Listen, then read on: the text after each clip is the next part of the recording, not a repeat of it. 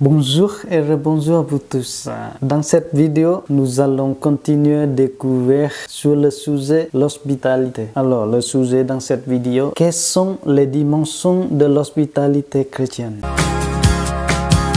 Étrangers ou voyageurs, telle est l'identité radicale du chrétien. L'histoire de l'Israël ancienne, tout comme les textes du Nouveau Testament, insistent sur le fait que les meilleurs hôtes sont ceux qui savent qu'ils ont été eux-mêmes étrangers, ou ceux qui ont fait l'expérience dans leur vie de leur manque de pouvoir ou de reconnaissance. Les chrétiens sont des étrangers et des voyageurs dans ce monde. Parce que nous faisons l'expérience de recevoir l'hospitalité, nous devenons nous-mêmes hospitaliers. Si nous sommes devenus capables d'accueillir l'autre, c'est fondamentalement parce que nous-mêmes, nous avons été accueillis dans notre vulnérabilité. Notre hospitalité est fondée sur celle de Dieu à notre regard. Quand Dieu se cache parmi les étrangers pour nous rejoindre, accueillant l'étranger, c'est notre relation à Dieu qui est en jeu. Pour Abraham et Jacob, l'hospitalité est une occasion de rencontrer Dieu en vérité et de découvrir sa miséricorde. Jésus lui-même s'identifie à l'étranger ou à l'homme dans le besoin qui nous fait peur. Ce que vous avez fait à l'un de ces petits, c'est à moi que vous l'avez fait. L'hospitalité change le cœur de celui qui reçoit et de celui qui est reçu. L'hospitalité donne une occasion de conversion, et ceci selon diverses dimensions. L'hospitalité ne nous laisse pas inchangés. Or, nous sommes souvent appelés à devenir l'invité à notre invité ou l'hôte de notre hôte. Abraham et Jacob révisent la conception de Dieu. Pierre et Corneille, dans les Actes des Apôtres, sont transformés tous les deux et la communauté avec eux.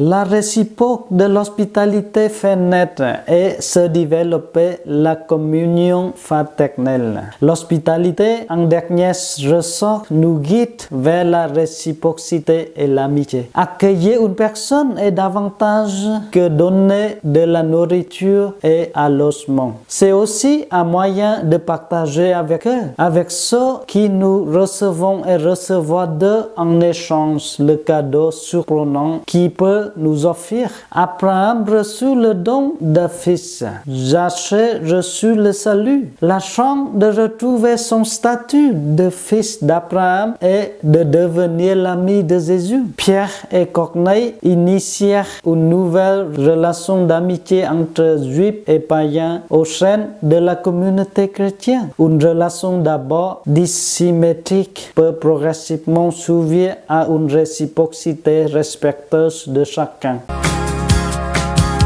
Dieu entre l'humanité vient chez nous chaque fois que nous ouvrons notre cœur pour accueillir l'étranger, le pauvre, le rejeté, etc.